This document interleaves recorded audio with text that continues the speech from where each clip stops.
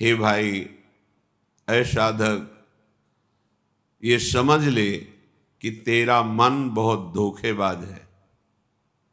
बहुत बार प्रतिपल ये सुखों का प्रलोभन देकर भगवद विस्मरण कराता है।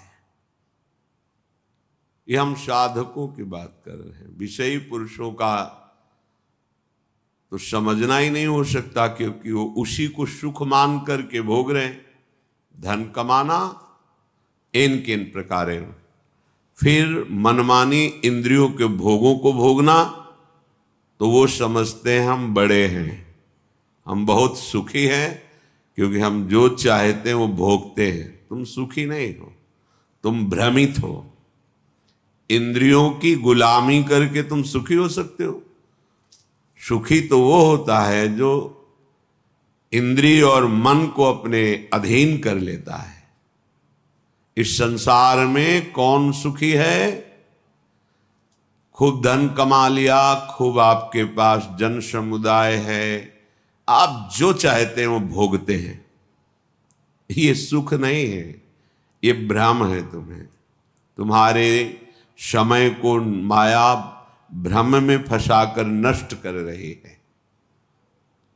अभी समझ में नहीं आ रहा, समझ जाओगे, समझ जाओगे। जब इनका फल आएगा तब समझ जाओगे। श्रीपाद कह रहे हैं अभी समझ जाओ, तो आगे जो विपत्ति आने वाली है, दुख आने वाला है, वो आपको नहीं मिलेगा। अलमल मति घोरानर्थ कारिंद्रियाणाम अतिशय परितोषैर दुष्करैर दुस्तरैश्च। अब इस दुष्ट इंद्रियों को, मन को बड़े कठिन कठिन उपायों से जो तुम भोग दे रहे थे, अब बंद कर दो, नहीं तो पछतई है अवसर बीते। मन पछतई है अवसर। अभी समय है भाई, फिर समय नहीं रहेगा तुम्हारे पास। पश्चाताप ही पश्चाताप हाथ लगेगा। ये बहुत धैर्य पूर्वक समझ करके आप खुद देखना क्या मिला है। जब किसी पर तुम आसक्त होते हैं तो माया की चाल होती है। कभी वो ऐसी वृत्ति प्रकट करती है, वस्तु, व्यक्ति, स्थान, कि आप एकदम राग में डूब जाएं, और कभी स्वाभाविक ऐसी वृत्ति प्रकट करती है कि आपको भारी जलन पैदा हो। अब राग छोड़ नहीं सकते, अब जलन से हो। धीरे धीरे वो राग ऐसी प्रतिकूलता पैदा करता है कि उसके हृदय में बस यही आता है, अब तो हिंसा ही एक उपाय है, या अपनी या सामने वाले की। ये माया की चाल। जो कहा गया है कि सर्वनाश हो जाता है, वो यही सर्वनाश है। कामा संजायते क्रोधा, क्रोधा स्मृति विभ्रमा, स्मृति भ्रंशात बुद्धिनाशो, तो बुद्धिनाशात प्रणश्यति। बुद्धिनाश को ही सर्वनाश कहा गया है। बुद्धि नष्ट हो गई मतलब सब कुछ नष्ट हो गया। बुद्धि में प्रकाश हो रहा है मतलब सब कुछ प्राप्त हो रहा है। ये बहुत घोर अनर्थकारी इंद्रियां हैं, श्रीपाद कह रहे हैं। सच्ची, जिस समय हम उपासक की बात कर रहे हैं, उपासक एकाग्रता पूर्वक सही दिनचर्या 2, 4, 10, 20 दिन, महीना भर चलाएगा, एक आनंद की उमगन आएगी। आनंद की उमगन में वो थोड़ा बेपरवाह होने लगता है। जहां थोड़ा बेपरवाह हुआ, उस बेपरवाही में इंद्रियां से फंसा देती हैं। हंसी, मजाक, मनोरंजन। जहां वो इसमें हल्का सा फंसा, रास्ता बना दिया भोग का।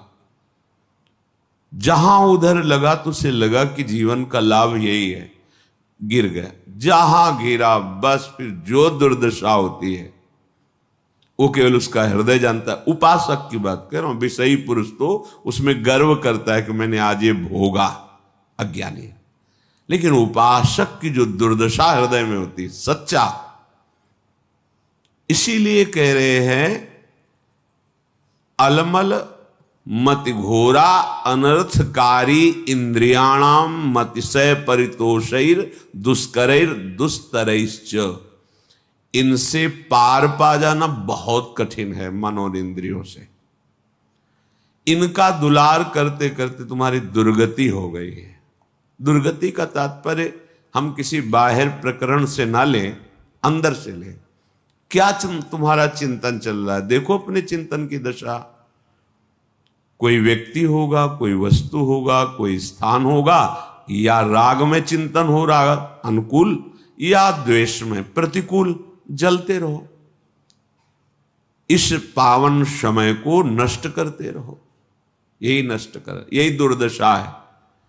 बोले भोगोगे तुम्हारी दुर्दशा होगी, तो तुम दुर्दशा को ले जाते हो केवल शरीर में कि कोई अंग भंग हो जाएगा। नहीं, वासनाओं की भीड़ जमा हो जाएगी, बुद्धि निर्णय करने में असमर्थ हो जाएगी, तुम शोक चिंता इन दुखों से व्याप्त हो जाओगे, विषाद से ग्रस्त हो जाओगे।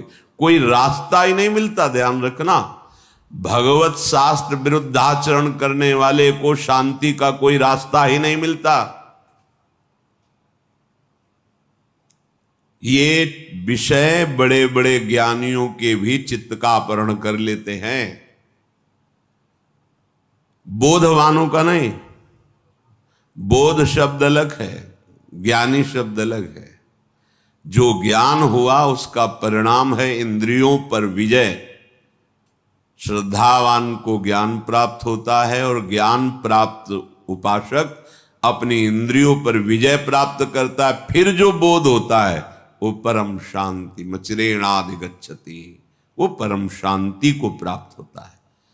पहले तो मानो ये बात कि तुम्हारा मन और इंद्रियां अनर्थकारी हैं। अब इंद्रियों को दुलार करना बंद करो। ये घोर अनर्थ पैदा कर देती है, घोर अनर्थ। वर्षों लगता है इंद्रियों को कब्जे करने में। कुसंग में कुछ मिनट में वर्षों के द्वारा शासन में लाई गई इंद्रियां एकदम फ्री हो जाती है। वर्षों की कमाई एक मिनट में गमाई। बहुत बड़ी चाल है इन इंद्रियों की। साधक उन्हीं इंद्रियों से खुशी चाहता है, आनंद चाहता है। वो देखकर मनोरंजन करके समझता है मैं बहुत विद्वान हूं, बहुत ज्ञानी हूं, बहुत चतुर हूं, हमारी कोई बात जानता। अरे किसी के जानने की जरूरत नहीं, तुम ही जान जाओगे। रोगे कोई आंसू पोंछने वाला नहीं मिलेगा। हमारी ये बातें कड़वी जरूर लगेंगी लेकिन बहुत मीठा फल देने वाली। यद तग्रे विस्म्यु परिणामे अमृतोपमम। ये बातें सुनने में तुम्हें विष जैसा लगेगा, परिणाम में अमृत मिलेगा। विषय भोग प्रलोभन की बातें अमृत जैसी पहले सुनने में लगती, परिणाम बहुत भारी विषवत होता है। विदधति सशोको एन केनापि देह स्थित मधिवश वृंदारण्य में कांतरत्या। अब इन इंद्रियों को दुलार करने का प्रयोजन छोड़ो। पहले निश्चय करो शास्त्र सम्मत विषय सेवन करेंगे, अन्यथा नहीं। तो जो जहां है शास्त्रा अधिकारानुसार भगवत समर्पित विषय, यही सबसे बड़ा बंधन है। यही बंधन जिसे आप सुख समझते हैं ना, यही सुख भाव से इस ज्ञान समुद्र जीव को बांध लिया माया ने, जिसका कभी भी बंधन नहीं हो सकता। वो इसी सुख भाव से बंधा हुआ है।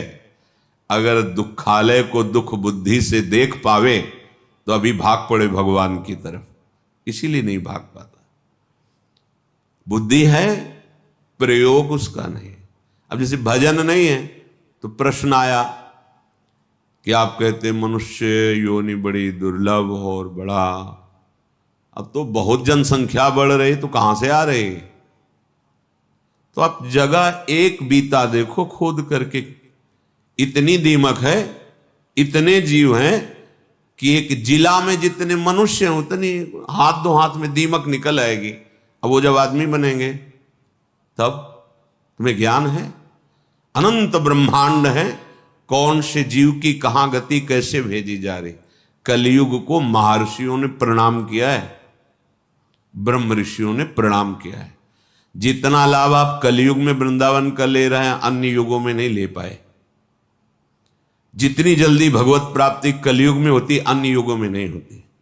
10-10 हजार वर्ष तपस्या करके जो फल प्राप्त अन्य युगों में करते थे, दाहिने पैर के अंगूठे के बल खड़े होकर दोनों हाथ उठाकर आकाश दृष्टि करके मंत्र जप कर रहे हैं जल में खड़े होके, 24 घंटे नाम कीर्तन में वो फल प्राप्त हो जाएगा। जो 10,000 वर्ष तपस्या, कलयुग बहुत प्रणाम करने योग्य है। पर आप भगवद विमुख हो जाओगे तो भ्रष्ट कर देगा, नष्ट कर देगा। तो क्या और युगों में ऐसे आचरण वाले व्यक्ति नहीं थे क्या? कम थे। ऐसे ही भगवद आचरण वाले क्या कलयुग में नहीं है क्या? कम है। बहुतायत है अधर्माचरण करने की प्रवृत्ति, बहुतायत है इसकी। अब आपको अंदर से सोचना है कि मेरा प्रयोजन इंद्रियों का दुलार करना नहीं है, अभी ठीक होने लगेगा। पर ये सोचना आचरण में उतारना होना चाहिए। नहीं सोचते तो बोलते रहते हैं वैसा नहीं करेंगे, पर वो कसम और नियम 1 मिनट लगता है तोड़ने में। इसके बाद फिर रो बैठ के क्या हो गया, ऐसा मैंने क्यों किया, फिर भी ठीक नहीं होगा। फिर 2-4-6 दिन फिर वहीं पहुंच जाओगे, फिर निराश हो जाओगे, अब तो हम चलने लायक ही नहीं भगवत मार्ग में। इसलिए प्रार्थना है, अलमल मति घोरानर्थ कारेन्द्रियाण मतिशय परितोषैर दुष्करैर दुस्तरैश्च। अब इंद्रियों के परितोष वाली बातें छोड़ो, अब इंद्रियों का पोषण मत करो। जो धर्म विरुद्ध भोग चाहती, जलना ही पड़ेगा। जलना, जलन शब्द याद कर लो। ये जलन तभी होती है जैसे कोई भी साधक विचलित है, मेरा मन नहीं लग रहा, मुझे बहुत परेशानी हो रही, ऐसा वैसा। गलत कर रहे हो, जांच लो, जांच लो। गलत चिंतन है, गलत आचरण है, नहीं तो अभी प्रारंभ में ही मस्ती प्रारंभ हो जाएगी। वो एक अध्यात्म की जो जलन पाप नष्ट करने वाली, वो मन बुद्धि चित्त इनको शीतलता प्रदान करती है। ये जागतिक जो जलन है, ये आपका आचरण गलत है कहीं, नहीं तो उसी मार्ग में चले हुए पथिक है। वो एक आध्यात्मिक जलन होती है। कैसे विकार दूर हो, ऐसा वो विक्षिप्त नहीं होता, प्रवीण होता चला जाता है। कैसे का उसको उत्तर मिलेगा, क्योंकि सही मार्ग में चल रहा है। जब आप गलत कर रहे हो, गलत संग कर रहे हो, गलत आचरण कर रहे हो, शास्त्र विरुद्ध वार्ता कर रहे हो, शास्त्र विरुद्ध चिंतन कर रहे हो, तब तुम्हें वो विक्षेप प्राप्त होगा, जिसके लिए तुम पागलपन प्रकट करते हो कि अब मुझसे सहा नहीं जा रहा, रहा नहीं जा रहा, क्योंकि आग बढ़ा दी तुमने, उसको फूस दे दिया, घास फूस जमा कर दी, अब ज्वाला बढ़ रही है, तुम्हारी गलती। जब हम गुरुजनों की शरण में हैं, प्रभु की शरण में, तो मुझे कल्याण की भी परवाह नहीं, तो चिंता किस बात की। मेरा मन, मेरा तन, मेरे प्राण आराध्य देव गुरुदेव को समर्पित है, देख लेंगे वो, संभाल लेंगे वो, बेपरवाह होकर राधा राधा राधा। कहां समझ में आ रहा है? नहीं, इंद्रिय और मन की बात समझ में आ रही है, क्योंकि वो बहुत मुझे सुख देते हैं। स्पष्ट समझ लीजिए, गुरुजनों की बात और शास्त्र की बात इसलिए समझ में नहीं आती, ये पराये हैं। लेकिन इंद्रियां और मन, ये मेरे नहीं, मैं ही हूं, ऐसा अनुभव, ये माया का खेल, इनके द्वारा सिखाई बात सच्ची बात है। इनके द्वारा परोसा गया भ्रमात्मक भोग, ये सुख देने वाले, ये गुरुजन शास्त्र, ये अंदर की, ये मत घोरा अनर्थकारी, ये घोर अनर्थकारी बुद्धि है अंदर की। अब इसे सुधारिए, श्रीपाद कहे। क्या करे? बोले विदधदिवस सशोको एन केनापि देह, एन केन प्रकारेण, जैसे धर्म की कमाई से तुम्हारा शरीर निर्वाह हो वैसे चलो। गृहस्थ हो, विरक्त हो, आकाश वृत्ति, भिक्षावृत्ति, मधुकरी वृत्ति आदि, जैसे उससे निर्वाह करो। किसी भी का, अन्य का आश्रय न लो तो तुम कभी शोकातुर नहीं होगे विषयों के लिए। एक एक शब्द पकड़ने लायक है।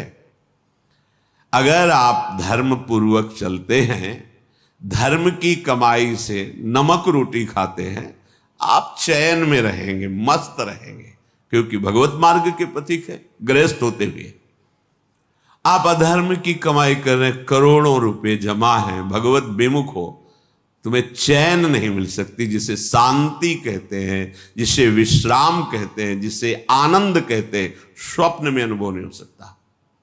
करके देख लो, जल रहे, खूब करके देख लो, जलते ही रहोगे। ये पद, ये शरीर, ये भोग, ये वाहवाही, ये स्वाप्निक है, चंद मिनट की है।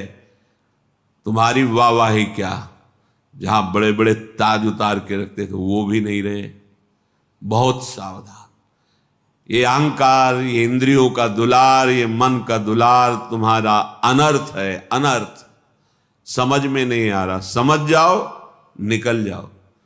तुम ही फंसे हो, सुख की बुद्धि ने तुम्हें फंसाया है, और इसका नाम दुखालय है, सुख नहीं है, नहीं है सुख। तुम्हारी बुद्धि अनर्थकारी तुम्हें धोखा दे रही है। अभी कैसे समझ, बहुत अल्प बुद्धि है, तर्क करते हैं, तर्क करते हैं। अब तर्क तो उस बुद्धि में जो पवित्र है, तो पवित्र तर्क आवे। अब बहुत अज्ञान से घिरी हुई बुद्धि क्या इन शास्त्रों को समझेगी? तुम्हारा भोजन ठीक नहीं, थोड़ी भी मर्यादा नहीं, गुरुजनों का सेवन नहीं, पवित्र विचार नहीं, तो तुम शास्त्र समझ जाओगे। जो ब्रह्मानंद में, भगवदानंद में छके हुए महापुरुषों ने आंतरिक अनुभव लिख, वो तुम समझ जाओगे। बहुत बड़े महापुरुष हो गए तब तो। नहीं, पहले शरणागत हो, अहंकार गलित करो, फिर जब अहम रहित बुद्धि होती है, वो भगवदानंद पर विचार करने की योग्य हो जाती है। अभी तो देहाभिमान है, जितना भी चिंतन करोगे वो प्रकृतिजन्य ही होगा। तो जैसे बने एन केन प्रकारेण धर्म युक्त पदार्थों के द्वारा शरीर यात्रा करो। एन केनापि देह स्थित, ये चटो